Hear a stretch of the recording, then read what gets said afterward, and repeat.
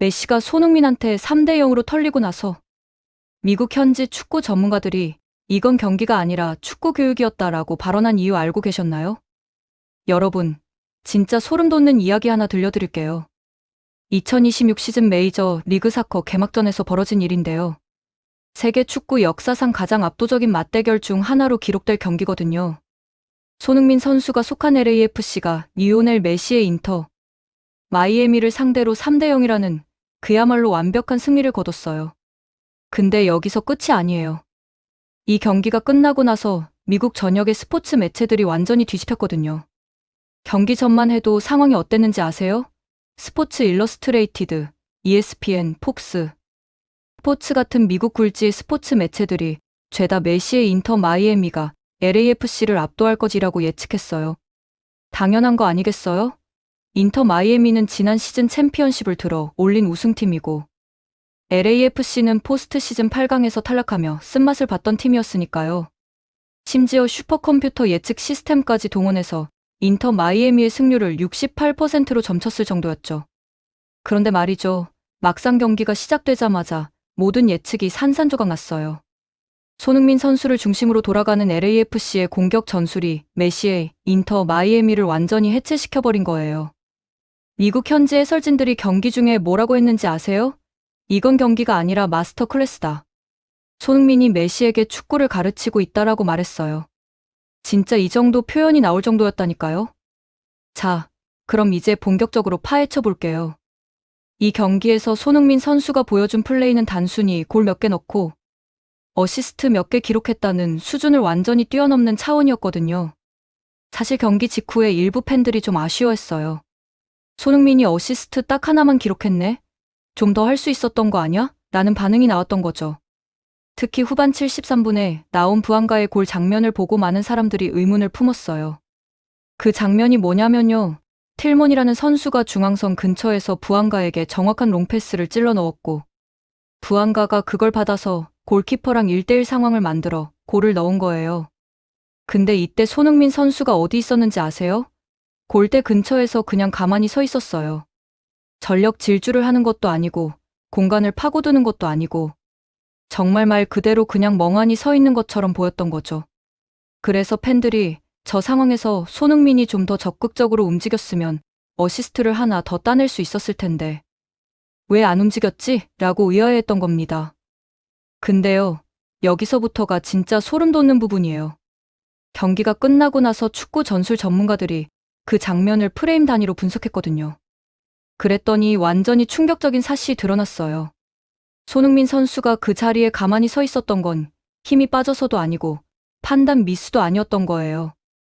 그건 사전에 철저하게 계산되고 약속된 그야말로 천재적인 전술 플레이였던 거죠. 유럽 축구 전술 분석 전문 매체인 더 애슬레틱에서 이 장면을 집중 분석한 기사를 냈는데요. 거기서 뭐라고 했는지 아세요? 손흥민의 움직임, 아니 정확히는 움직이지 않음이 이 골의 핵심이었다. 만약 손흥민이 전력 질주를 했다면 이 골은 절대 나올 수 없었을 것이라고 평가했어요. 무슨 말인지 이해가 안 되시죠? 지금부터 제대로 설명드릴게요.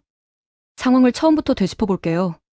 후반 73분, 스코어는 1대 0으로 LAFC가 앞서고 있었어요. 인터 마이애미 입장에서는 최소한 한 골이라도 따라잡아야 하는 절박한 상황이었죠. 그래서 수비 라인을 극단적으로 끌어올려서 압박 축구를 펼치고 있었어요. 이게 무슨 의미냐면 인터 마이애미의 센터백들이 중앙선 근처까지 올라와서 LAFC의 공격 전개를 원천 차단하려고 했다는 거예요. 고위험 고수익 전략이었던 거죠. 만약 여기서 볼을 뺏어서 역습을 성공시키면 동점골을 넣을 수 있지만 반대로 뒷공간이 텅 비기 때문에 역으로 당하면 치명타를 입는 상황이었어요. 이때 손흥민 선수가 뭘 했는지 아세요? 본인한테 압박이 강하게 들어오자 일부러 중앙선 근처까지 내려왔어요. 공격수가 자기 진영까지 내려온 거예요. 그러자 인터 마이애미의 센터백 2명이 저걸 놔두면 안 된다는 판단 하에 손흥민을 따라서 위쪽으로 우르르 올라왔어요. 여기까지는 인터 마이애미의 계획대로였던 거죠. 손흥민이 공을 받기 전에 압박해서 돌아서지 못하게 만들겠다는 거였으니까요. 근데 손흥민 선수는 공을 받자마자 동료에게 리턴 패스를 해줬어요. 그리고는 전방으로 뛰지 않고 그냥 그 자리에 멈춰섰던 거예요. 일반적인 상황이었다면 손흥민이 패스를 하고 나서 전력 질주로 앞 공간을 파고들어야 정상이에요. 그래야 리턴 패스를 받거나 수비를 끌어내면서 동료에게 공간을 만들어주거든요. 근데 손흥민은 안 움직였어요. 그냥 가만히 서 있었죠. 이게 왜 천재적인 플레이냐면요. 손흥민이 그 자리에 서 있으니까 인터 마이애미의 센터백들도 따라서 멈춰 설 수밖에 없었던 거예요. 축구에서는 마크라는 게 있잖아요. 위험한 공격수를 놓치지 않고 따라붙는 거요. 인터 마이애미의 센터백들은 손흥민을 마크하느라 그 자리에 고정돼 버렸어요. 손흥민이 언제든 움직일 수 있으니까.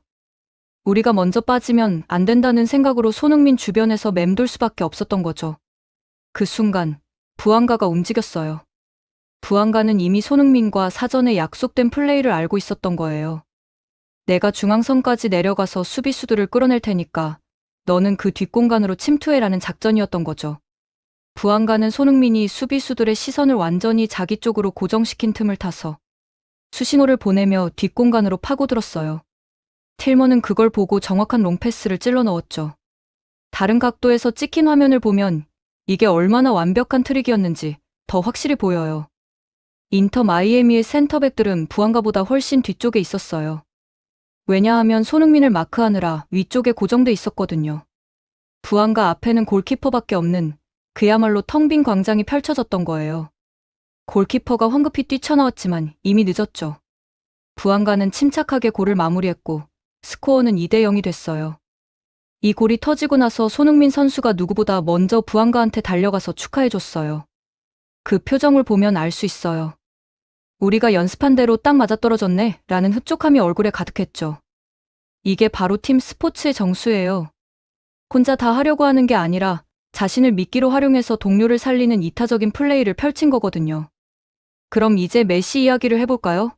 솔직히 말해서 이번 경기에서 메시의 플레이는 참담했어요. 거칠게 말하면 완전히 망했죠. 경기 내내 LAFC의 압박에 갇혀서 제대로 된 플레이를 한 번도 보여주지 못했어요. 물론 메시도 어떻게든 해보려고 애를 썼어요. 중앙에서 볼을 잡고 돌파를 시도했고 페널티 박스 안까지 드리블로 파고들기도 했죠. 근데 결과는 어땠냐고요? 메시가 자신있게 왼발 가마차기를 시도했는데 그게 골대 위로 한참 벗어나는 이른바 홈런 슛이 됐어요. 야구공도 아니고 축구공을 저렇게 높이 차 올릴 수 있다니 오히려 신기할 정도였죠. 미국 현지 팬들이 이걸 보고 뭐라고 했는지 아세요? 메시는 오늘 손흥민이랑 같은 경기장에 있는 게 부끄러울 것 같다라고 비난했어요. 진짜 이 정도로 심각한 수준이었던 거예요. 더 웃긴 건요. 경기 전에 미국 매체들이 뭐라고 떠들어댔는지 아세요? 이번 경기는 메시와 손흥민의 맞대결이다. 누가 더 뛰어난 선수인지 증명할 기회다라고 호들갑을 떨었어요. 근데 막상 경기가 끝나고 나니까 비교 자체가 성립이 안 되는 거예요. 손흥민은 경기 전체를 설계하고 지휘하는 마에스트로였고 메시는 그냥 묻혀버린 평범한 선수 중 한 명이었으니까요. LAFC의 전술을 좀 더 깊이 파고들어 볼게요. 손흥민 선수를 기점으로 펼쳐지는 이 팀의 공격 조직력은 정말 예술이에요. 유럽의 명문 클럽들이 사용하는 고도의 전술 시스템과 비교해도 절대 뒤지지 않는 수준이거든요. 손흥민은 단순히 최전방에서 골을 넣는 공격수가 아니에요. 중앙선 근처까지 내려와서 빌드업에 참여하고 측면으로 빠져서 공간을 창출하고 때로는 아예 움직이지 않으면서 수비수들을 낚시하는 다기능 공격수예요. 손흥민 선수의 이런 플레이 스타일은 유럽 축구 전술 분석계에서 팔스 나인 또는 드롭드 스트라이커라고 부르는 포지션이에요. 쉽게 말하면 고정된 위치에 머물러 있지 않고 필드 전체를 유동적으로 돌아다니면서 상대 수비 조직을 교란시키는 역할이죠. 이게 왜 중요하냐면 현대 축구에서 수비 조직력이 워낙 탄탄해져서 정면 돌파로는 골을 넣기가 너무 어려워졌거든요. 그래서 이렇게 공격수가 내려와서 수비수들을 끌어내고 그 뒷공간을 동료들이 파고드는 방식으로 골을 만들어내는 거예요. 손흥민 선수는 이걸 완벽하게 소화해내요. 토트넘에서 수년간 쌓아온 경험과 노하우가 MLS에서도 고스란히 발휘되고 있는 거죠. 특히 이번 경기에서 보여준 정지 동작 전술은 정말 놀라운 수준이었어요. 전문가들이 이걸 분석하면서 뭐라고 했는지 아세요? 손흥민은 움직이지 않음으로써 움직임을 창조했다. 이건 철학적인 경지에 가까운 플레이다라고 극찬했어요. 반면에 메시는 어땠냐고요? 메시는 여전히 예전 방식을 고집했어요. 본인이 직접 공을 몰고 가서 개인기로 돌파하고 본인이 슈팅까지 때리는 원맨쇼 스타일이었죠. 물론 메시의 전성기 때는 이게 통했어요. 워낙 압도적인 개인 능력을 가지고 있었으니까 혼자서도 경기를 지배할 수 있었죠. 근데 지금은 시대가 바뀌었어요. 수비수들도 메시의 패턴을 완벽하게 분석했고 조직적인 압박으로 메시를 무력화시키는 방법을 터득했거든요. 이번 경기에서 LAFC가 메시를 어떻게 막았는지 아세요? 메시가 공을 잡으면 바로 23명이 달라붙어서 파울을 각오하고 압박했어요. 메시가 볼 컨트롤을 하기도 전에 몸싸움으로 끊어내버린 거죠. 그러면 메시는 아무것도 할 수가 없어요. 프리킥 상황이 만들어지긴 하지만 그걸로는 경기를 바꿀 수 없었던 거예요. 여기서 손흥민과 메시의 차이가 극명하게 드러났어요. 인터 마이애미도 손흥민을 막기 위해 똑같이 거친 압박을 시도했어요. 근데 손흥민은 어떻게 대응했냐고요? 본인이 직접 돌파하려고 하지 않고 압박이 들어오는 순간 동료에게 패스를 해줬어요. 그리고 그 패스를 기점으로 팀 전체가 유기적으로 움직이면서 공격 찬스를 만들어냈죠. 이게 바로 팀 플레이의 정수예요. 선제골 장면을 다시 한번 되짚어 볼게요. 손흥민이 볼을 잡았을 때 인터 마이애미 수비수들이 우르르 달려들었어요. 보통 선수들은 이런 상황에서 당황하거나 무리하게 돌파를 시도하다가 볼을 빼앗기거든요. 근데 손흥민은 침착하게 주변을 둘러보고 가장 좋은 패스 루트를 찾아냈어요. 그리고 정확한 패스를 찔러 넣었죠. 그 패스를 받은 동료가 슈팅을 때려서 골이 들어갔어요. 이 골이 터지자마자 경기의 흐름이 완전히 LAFC 쪽으로 넘어왔어요. 인터 마이애미는 당황했고 메시는 어떻게든 만회해보려고 발악했죠. 근데 발악하면 할수록 더 꼬였어요. 앞서 말했던 홈런 슛이 나온 것도 이런 조급함 때문이었던 거예요. 메시가 이 정도면 되겠지 싶어서 자신 있게 때린 슛이 골대를 한참 벗어난 거죠. 미국 현지 해설진들이 이걸 보고 오늘 메시는 컨디션이 최악인 것 같다라고 말할 정도였으니까요. 소름 돋지 않나요?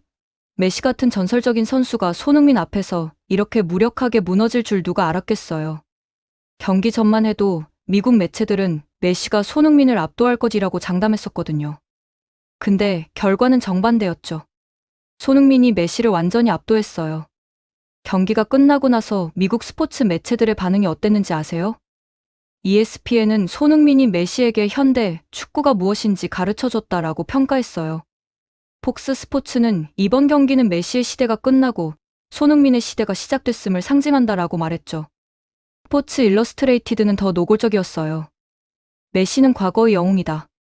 손흥민은 현재와 미래의 슈퍼스타다라고 단언했거든요. 이게 단순히 미국 매체들만의 평가가 아니에요.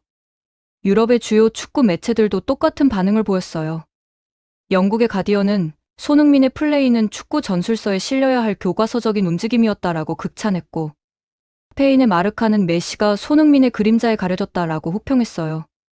이탈리아의 가제타 델로 스포르트는 손흥민은 21세기 축구의 완성형이다라고 평가했죠. 근데 여기서 더 재미있는 게 뭔지 아세요? 슈퍼컴퓨터 예측 시스템이 경기 후에 완전히 뒤집혔다는 거예요. 경기 전에는 인터 마이애미의 우승 확률을 가장 높게 쳤었거든요. 근데 이번 경기 결과를 반영하자마자 LAFC가 1순위로 올라섰어요. 손흥민이라는 변수를 과소평가했던 인공지능 시스템조차 이제는 손흥민의 가치를 인정할 수밖에 없게 된 거죠. 전문가들이 손흥민의 어떤 부분을 가장 높이 평가하는지 아세요? 바로 축구 지능이에요. 축구 지능이라는 건 단순히 기술이 좋고 발이 빠른 게 아니에요. 경기의 흐름을 읽고 상대의 약점을 파악하고 팀 동료들과 유기적으로 협력하는 능력을 말하죠. 손흥민은 이 모든 걸 갖추고 있어요.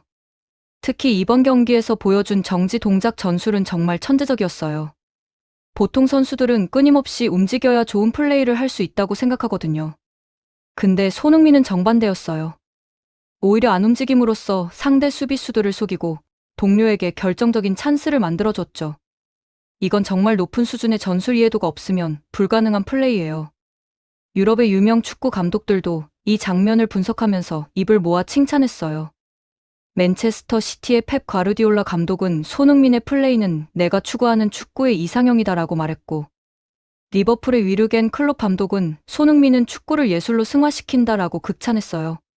심지어 메시의 전 감독이었던 사람들조차 메시보다 손흥민이 현대 축구에 더 적합한 선수다라고 인정할 정도였죠. 이쯤 되면 의문이 들 거예요. 그럼 메시는 정말 끝난 선수인가 라고요. 솔직히 말하면 메시가 완전히 끝난 건 아니에요. 여전히 개인 기량은 뛰어나니까요. 근데 문제는 메시가 현대 축구의 흐름을 따라가지 못하고 있다는 거예요. 축구는 계속 진화하거든요. 10년 전에 통했던 플레이가 지금은 안 통해요. 수비 전술도 발전했고 선수들의 피지컬도 좋아졌고 데이터 분석 기술도 엄청나게 발달했어요. 메시는 아직도 예전 방식을 고집하고 있어요. 본인이 공을 가지고 개인기로 해결하려고 하죠. 근데 이제는 그게 안 통해요. 상대 팀들이 메시의 패턴을 완벽하게 분석했고 조직적인 압박으로 메시를 무력화시키는 방법을 알아냈거든요. 이번 경기가 그걸 증명했어요. 반면에 손흥민은 계속 진화하고 있어요.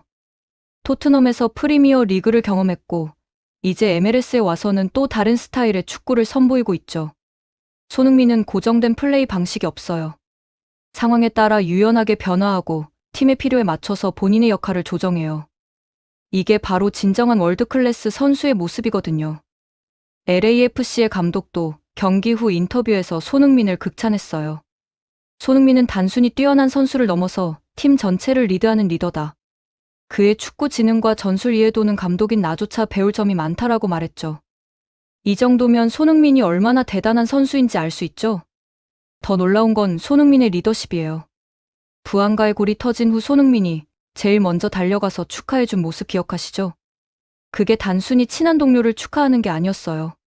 손흥민은 자기 희생을 통해 동료를 빛나게 해주고 그걸 진심으로 기뻐하는 선수예요.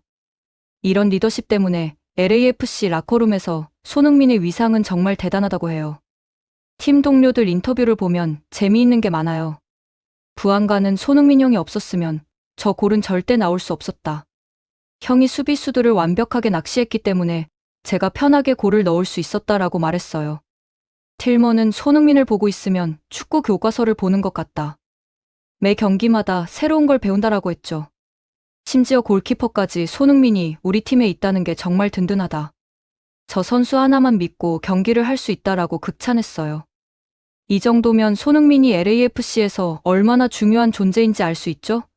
단순히 골을 많이 넣는 공격수가 아니라 팀 전체의 정신적 지주이자 전술적 핵심인 거예요. 이런 선수를 보유한 팀이 강하지 않을 수가 없어요. 실제로 이번 시즌 LAFC의 전력을 분석한 전문가들은 손흥민이라는 변수 하나 때문에 이 팀은 우승 후보로 떠올랐다라고 평가해요. 지난 시즌까지만 해도 LAFC는 그저 그런 중위권 팀이었어요. 근데 손흥민이 오면서 완전히 달라졌죠. 공격력도 폭발적으로 증가했고 팀 조직력도 엄청나게 좋아졌어요. 미국 스포츠 분석 전문가들이 데이터를 뽑아봤는데요. 손흥민이 출전한 경기와 출전하지 않은 경기의 승률 차이가 어마어마했대요. 손흥민이 뛴 경기는 승률이 80% 이상인데 손흥민이 빠진 경기는 50%도 안 됐다고 하더라고요. 이 정도면 손흥민 의존도가 너무 높은 거 아니냐는 우려도 나오는데 오히려 그만큼 손흥민이 중요한 선수라는 반증이죠. 그리고 손흥민의 플레이 스타일이 MLS라는 리그 특성과도 잘 맞아요.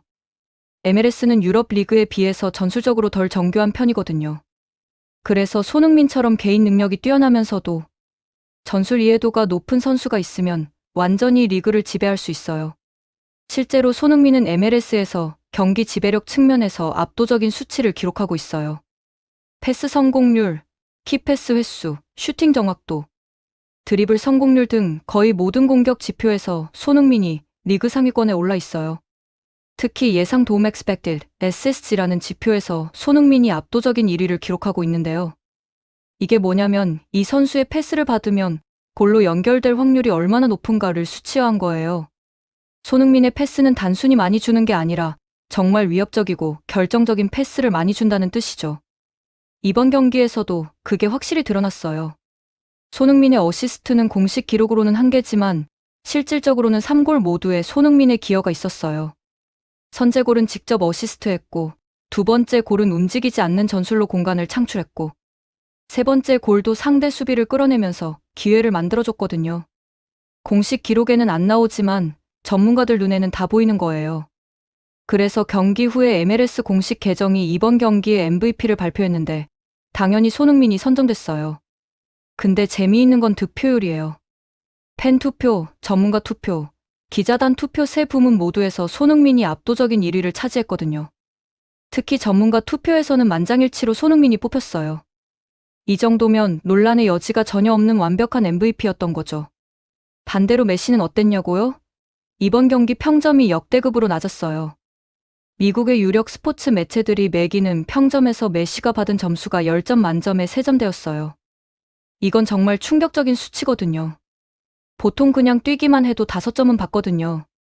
3점대라는 건 차라리 안 뛰는 게 나았다는 평가예요. 특히 메시의 홈런 슛 장면은 이번 시즌 최악의 플레이 모음집에 당당히 이름을 올렸어요.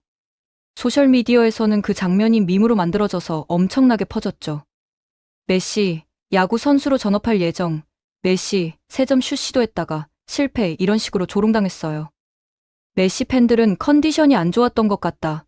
감독의 전술이 잘못됐다. 이런 식으로 변명했지만 객관적으로 보면 그냥 실력이 부족했던 거예요. 재밌게 보셨다면 구독과 좋아요, 알림 설정 부탁드립니다.